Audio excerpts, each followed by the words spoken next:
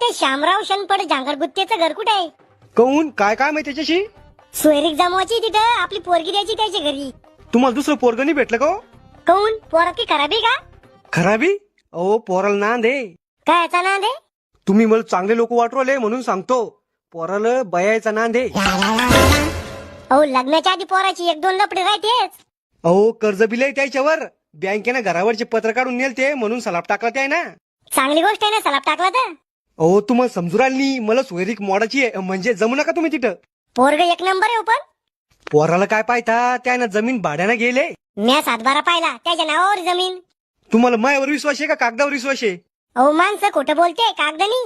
अहो मॅच किद्दा श्याम्याला बेंदाडीतून उचलून आणले. बेंडाला साफ करता का तुम्ही? अहो दारू पिऊन पडतो तू कुठं बी. मला काही भरोसा नाही बा तुमच्यावर.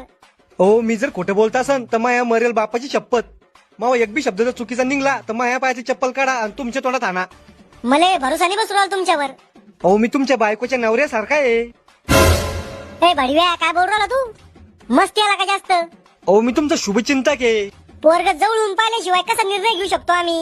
अहो आमच्या पंचकृषी सगळ्यात जायल पोरगा आहे ते. मग आता सोयरीक कुठे जमवू आम्ही? मग पोरगा आहे ना. काय काम करतो तुमचं पोरग? आपलं पोरगा कलेक्टर होता राहिला एका मार्काना. म्हणजे फक्त एकच मार्क कमी पडला का कलेक्टर व्हायसाठी?